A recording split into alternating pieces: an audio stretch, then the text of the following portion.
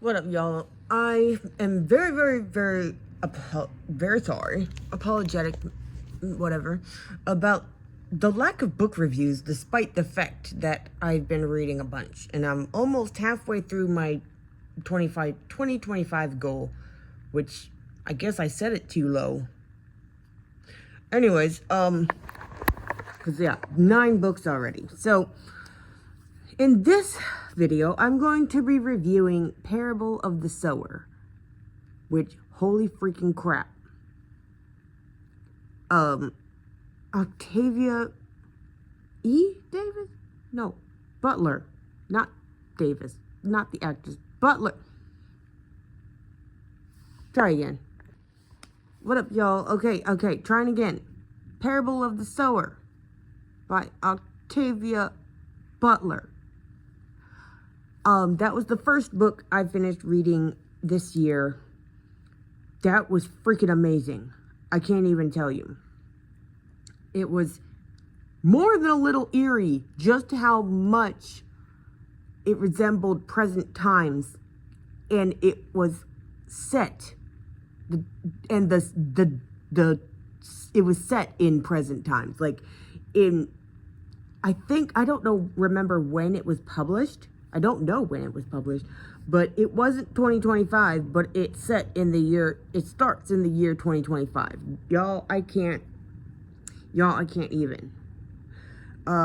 It's not a light read in any way, shape, or form. In fact, only freaks like me with severe trauma could read it and be like, oh yeah, no, this is light, and even that is subjective, because I very much mean freaks like me with my specific reaction to trauma. It had a lot of SA and arson. It's got a lot of like the most evil of freaking corporate evil, like some of which was she takes from real life historical events, and it's like people are like, oh yeah, no, let's do that thing with the company towns, like the company owns all the property there, you work for the company and you get paid in like company credits that you can only spend in the company town, that sort of thing.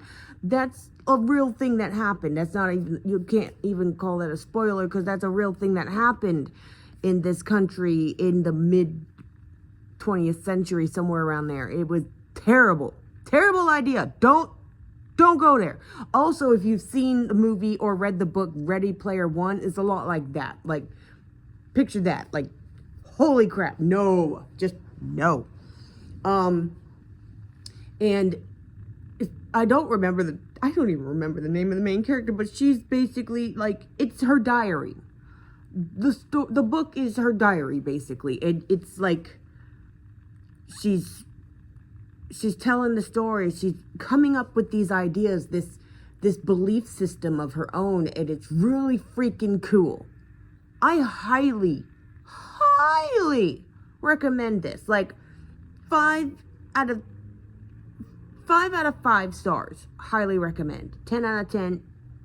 Definitely recommend.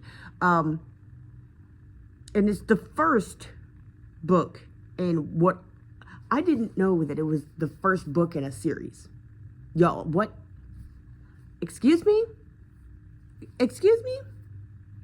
I'm reading it and I'm like, wait. And then I find out just before I get to the last few chapters in this book, this bookish Discord server I'm in, they're like, oh yeah, I love that series. I said, series? Come again?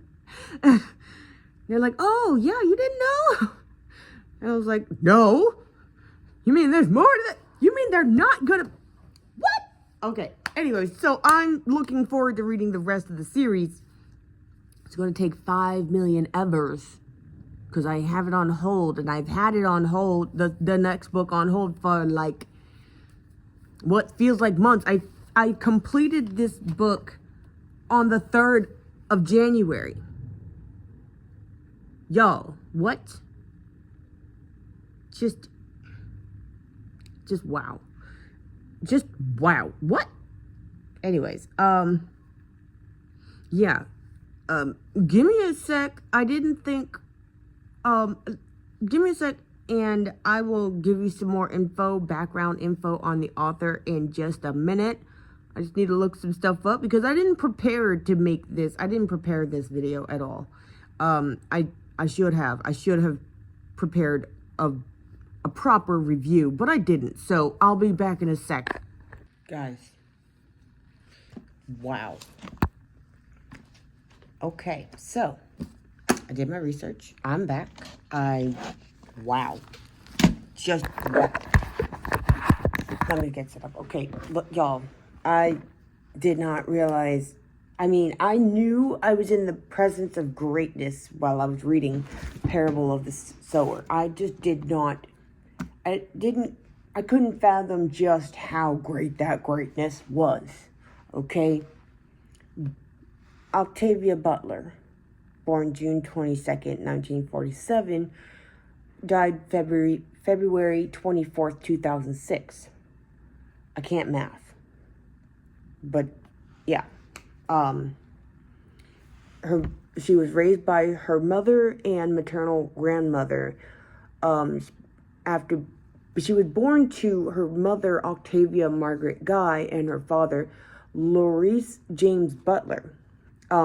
He passed when she was 7. She's a science fiction writer. I knew it was science fiction. I was like, this is science fiction. Am I reading science fiction right now? Yes, I was. I was not mistaken. I think that's my first science fiction novel that I've ever read. And now I'm a fan. Anyways, she's won awards a lot of awards, like the Hugo Award, the Locus Award, and the Nebula Award. In 1995, she was the first science fiction writer to receive a MacArthur Fellowship. It's a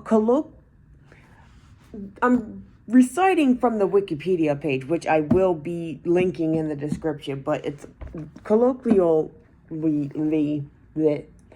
just referred to as the Genius Grant, basically, and I quote,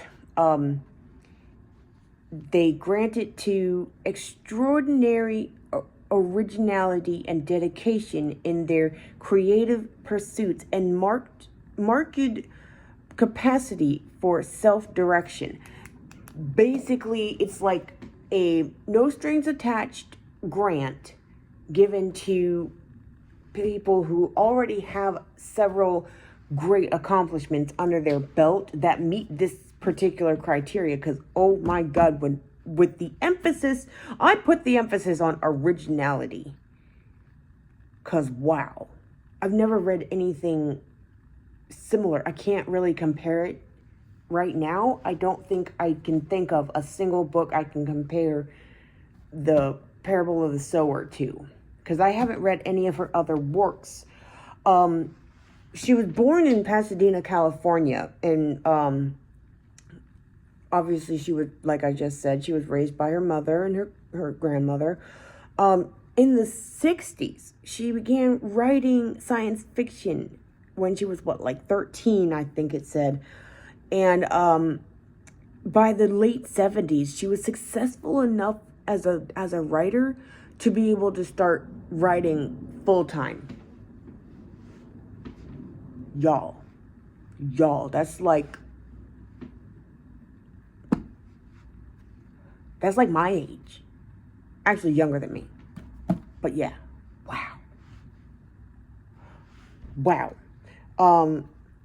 Apparently she had dyslexia, which made, homework a nightmare, as we all should as we all should know, that yes, like, if you understand what dyslexia is, and you understand what school is, which involves tons of reading and writing and all that mess, then yes, it's obviously a nightmare.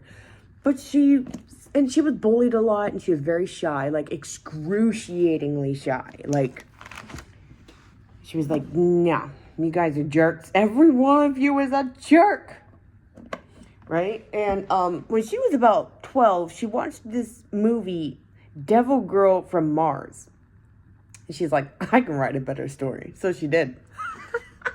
It kind of makes me curious as to what that movie... I kind of want to see that movie just so I can see what she was talking about. Like, was it really that bad?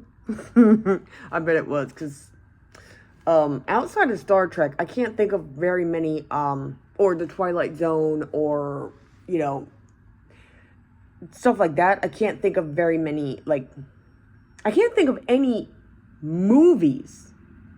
Well, Frankenstein was made into a movie, but I've never seen that movie, so I can't really, I don't know if I can count that or not.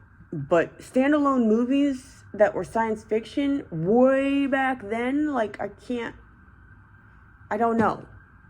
Because it wasn't until the 70s that Star Wars movies came out. And I don't know if Star Trek had any movies, but the thing is, like, Star Trek wouldn't count because it's, like, movies within the show, like a, you know? So, no. She's amazing. I can see, when she was 10, like, she had a lot of the same struggles that all of us,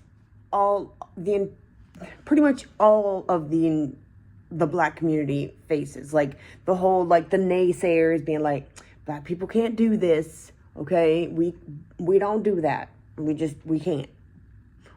That's not something we do. And it's like, well, why? You know? Because one of her aunts, it's always an aunt that's got something negative to say. Sometimes it's an uncle, but most of the time it's an aunt. Like, get your crap together, my fellow Black women. Come on now.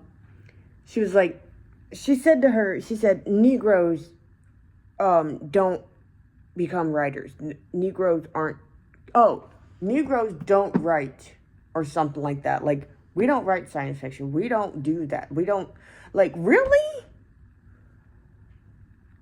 I know you did not just invoke the whole segregation BS that y'all were living in your personal space.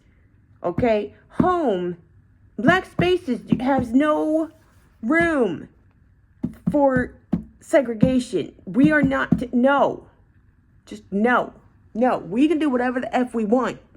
Don't let nobody tell you otherwise. Let Octavia Butler's legacy be a testament to that fact, okay? Let me just put that out there, okay?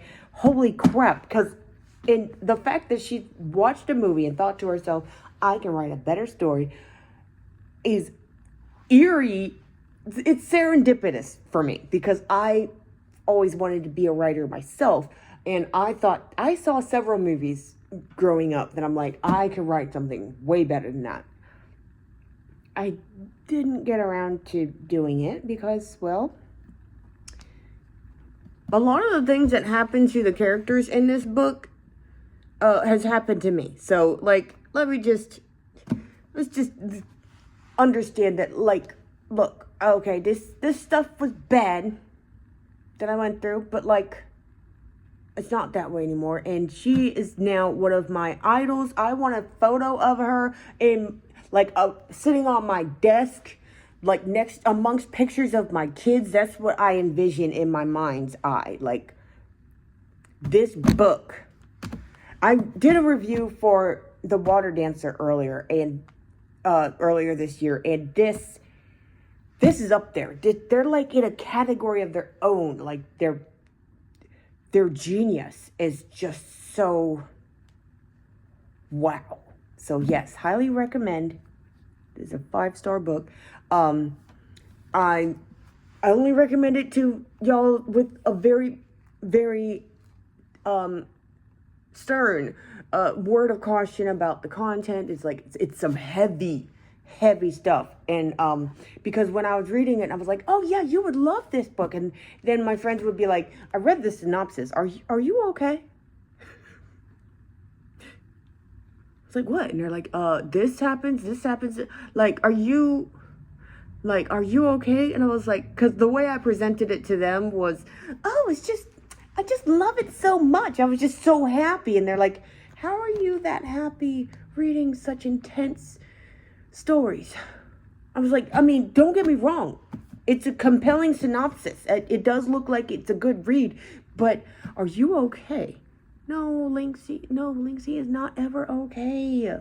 Lynxie is nothing but fabulous. Okay, all right. Anyways, read the book. It's a duology. It's duology, meaning there's 2 books.